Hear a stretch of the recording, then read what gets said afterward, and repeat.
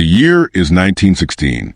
The mud of Verdun clung to Private Emile Dubois like a second skin, heavy and cold. It was a constant, tangible reminder of the earth that had swallowed so many of his comrades. The trenches, a labyrinth of decaying wood and barbed wire, snaked across the landscape, a grotesque parody of civilization. Emile, a young man who had once dreamed of painting the vibrant fields of his native province, now found himself staring into the gray, featureless expanse before him. The bombardment had been relentless, a ceaseless symphony of explosions that had turned the earth into a churning, infernal sea. The air, thick with the acrid stench of cordite and decay, stung his nostrils and burned his lungs. The whispers began first, carried on the wind, a low, mournful sigh that seemed to emanate from the very earth itself. At first, Emile dismissed them as the wind, the echo of the artillery, the maddening tricks of a mind stretched to its breaking point. But the whispers grew louder, more distinct, coalescing into a chorus of anguished voices. One night, under the sickly glow of a flare, Emile saw them. Figures, gaunt and spectral, emerging from the craters and shell holes, their eyes hollow and accusing. They moved with slow, deliberate purpose, their tattered uniforms stained with mud and blood. These were the ghosts of Verdun, the countless souls lost in the relentless carnage. Emile's heart pounded in his chest, a frantic drumbeat against the silence that had descended upon the trenches.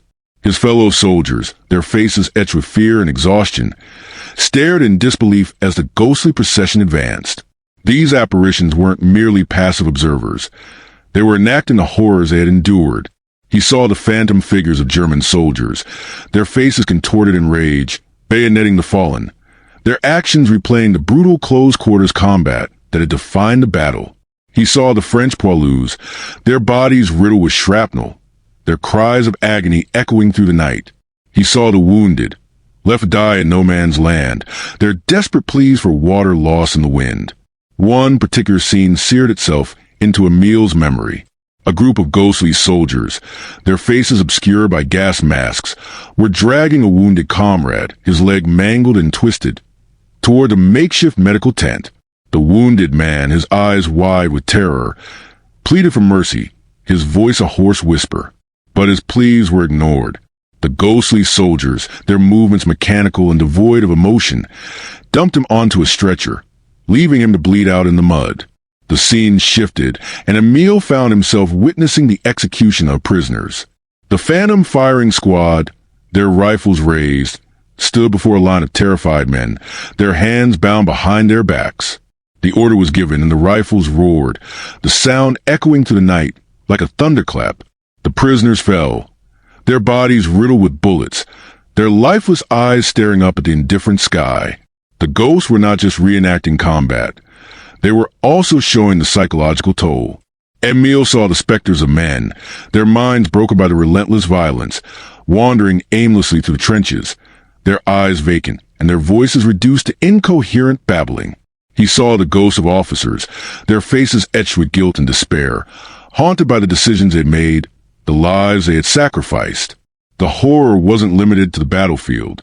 Emile witnessed the phantom figures of civilians, their homes destroyed, their families torn apart, their lives shattered by the war. He saw the ghosts of women, their faces etched with grief, mourning the loss of their sons and husbands. He saw the ghosts of children, their eyes wide with terror, their innocence stolen by the brutality of war. The ghosts of Verdun were a constant, haunting presence, a reminder of the atrocities that had been committed, the lives that had been lost. They were a testament to the inhumanity of war, a chilling reminder of the darkness that lurked within the human heart. Emile, his mind reeling from the horrors he had witnessed, began to question everything he had ever believed in. The ideals of patriotism, duty, and honor seemed hollow and meaningless in the face of such senseless violence.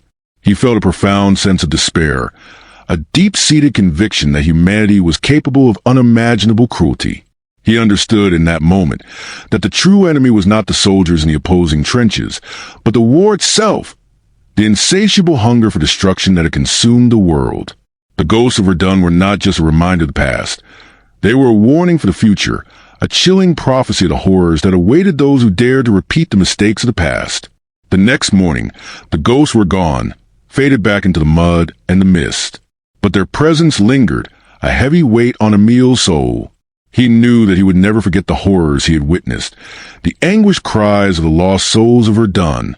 He knew that he would carry the ghost with him for the rest of his life, a constant reminder of the darkness that had consumed the world. The war dragged on, and Emile, hardened by his experiences, became a shell of his former self. He moved through the trenches like a ghost himself, his eyes vacant, his mind numb. He fought with mechanical precision, his actions devoid of emotion, a mere reflex. He had seen too much, felt too much, and his soul was weary. One day, while clearing out a captured German trench, Emile stumbled upon a hidden chamber. Inside, he found a collection of diaries, letters, and photographs, the personal belongings of a German officer. Curiosity piqued, Emile began to read. The diaries offered a chilling glimpse into the mind of the enemy.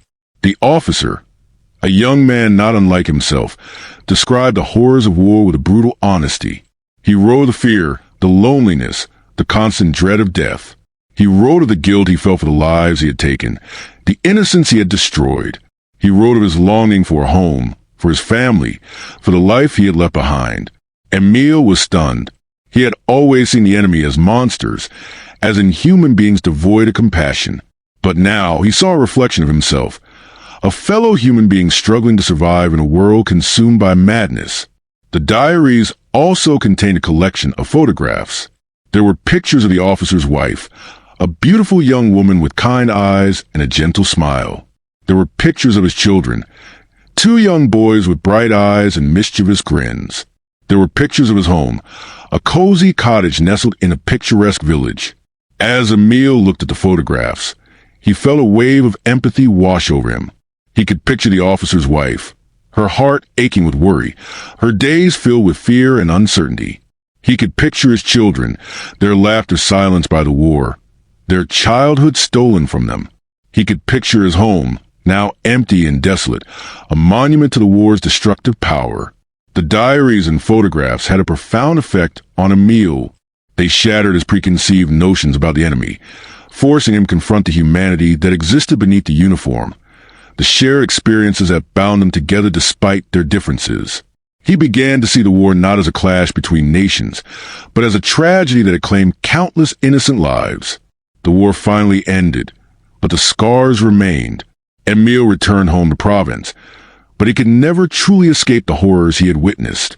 The ghosts of Verdun haunted him still, their cries of anguish echoing in his mind. The faces of the fallen, both friend and foe, continued to haunt his dreams. But amidst the despair, a flicker of hope emerged. The diaries and photographs had given him a glimpse of the human cost of war, a reminder of the shared humanity that connected us all. He dedicated his life to promoting peace, to educating others about the horrors of war, to ensure that such atrocities would never be repeated.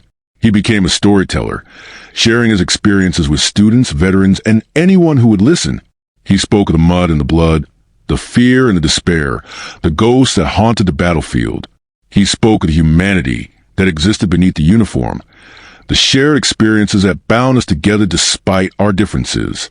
He spoke of the importance of empathy, of understanding, of forgiveness. Emile never forgot the horrors of Verdun, but he learned to live with them. He carried the weight of the past, but he also carried the hope for a better future, a future where the ghosts of war would finally be laid to rest. This story is a fictional account based on historical events. The atrocities of World War I and II were numerous and varied, including the use of chemical weapons, the systematic extermination of entire populations, and the widespread destruction of civilian infrastructure. This story is intended to serve as a reminder of the devastating impact of war and the importance of striving for peace.